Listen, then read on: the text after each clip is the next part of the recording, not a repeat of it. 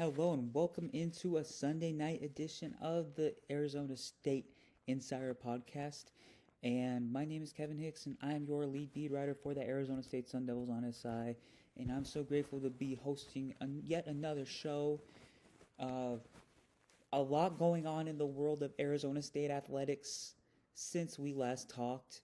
The Arizona State volleyball team is off to the Sweet 16 of the NCAA tournament. They are going to the Lexington Regional, where they will possibly face off against the number one seed in the region in the Kentucky Wildcats. This upcoming weekend, the Arizona State football team received their Ultimate Bowl designation, which we will discuss in this episode. And the Arizona State basketball team came off of a resounding victory over Oklahoma to continue to boost a resume that could end up being very, very impressive. The women's basketball team starting off the season 10-0, best start in program history in just year one of the Molly Miller era. It's been very, very impressive.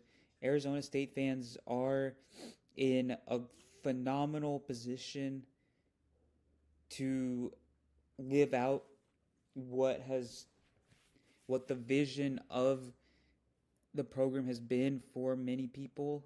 And I want to talk about the Arizona State football bowl game. I want that to be the focus of today's show.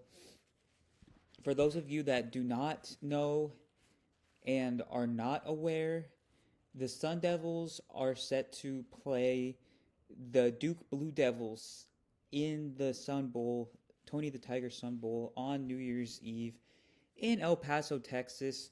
For those of you that are unaware of the Sun Bowl, that is what the stadium is called.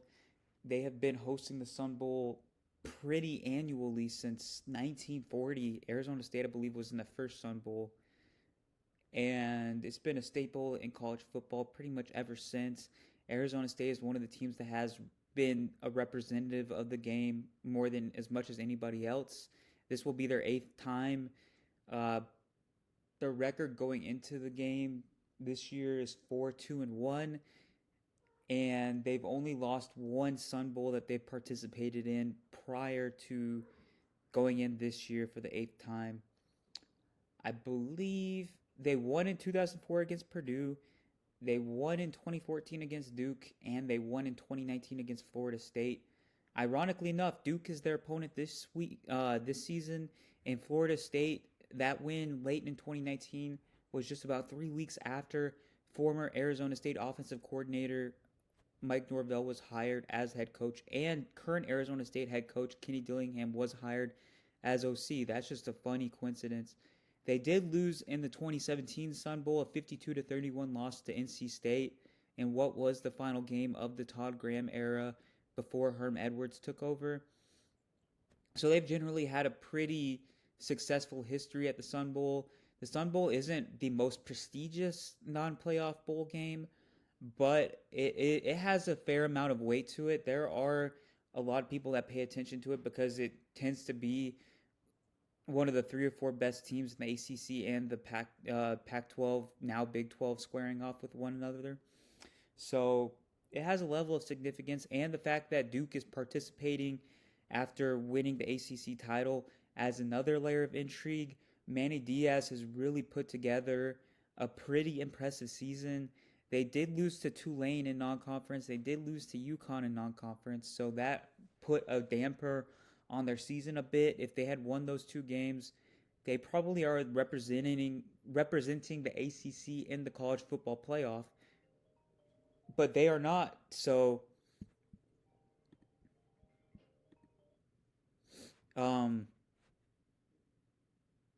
yeah, that really put a wrench in things.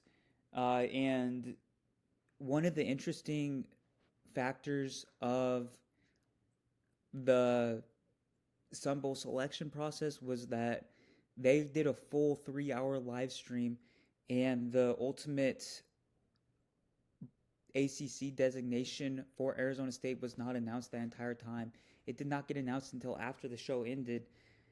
There was a big holdup in terms of Duke winning the ACC and really like I said, throwing a wrench into other teams.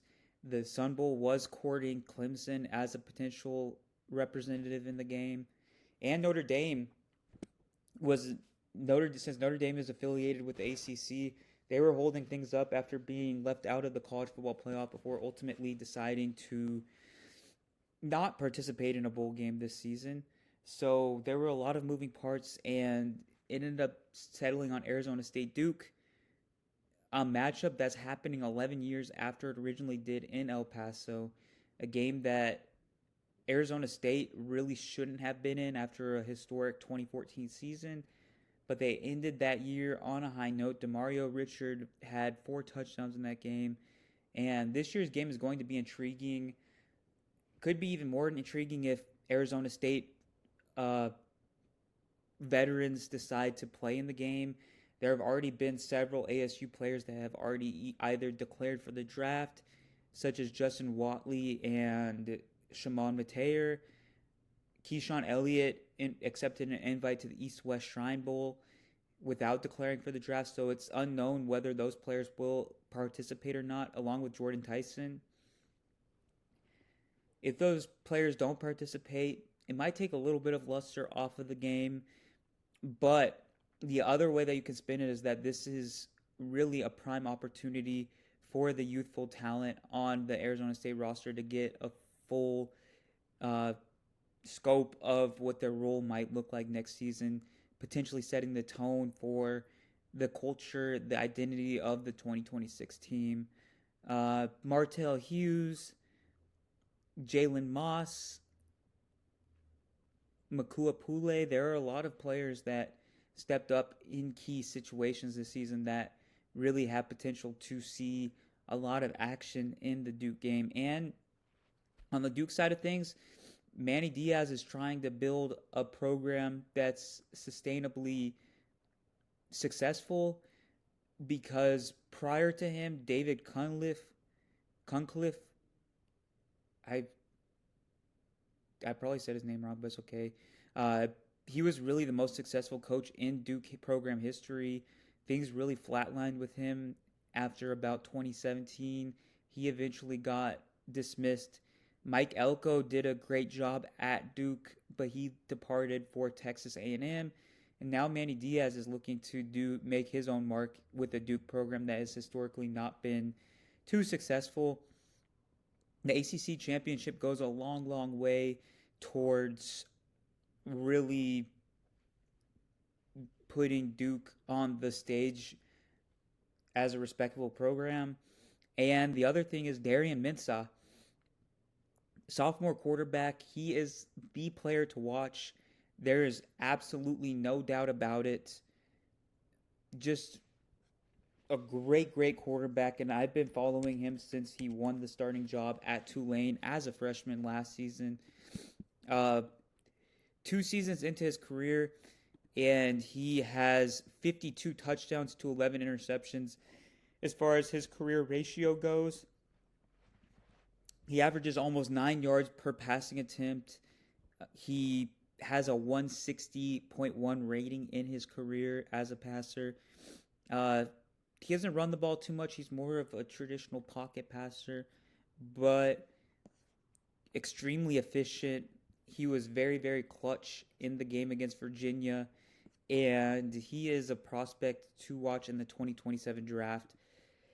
That will be a fascinating matchup for the Sun Devils, and yeah, Arizona State, Duke, December 31st. I believe it will be 12 p.m. Mountain Standard Time from El Paso, Texas. And the Sun Devils are looking to finish their season 9-4, which is still considered a disappointment by some compared to what was expected. But building a foundation for a 2026 season that is going to be difficult is very, very vital. And I will be here to cover the final game of the Arizona State season for each and every one of you. Thank you so much for tuning in today. Once again, your support means the world to me, and I will see you with another episode on Tuesday morning. Thank you so much.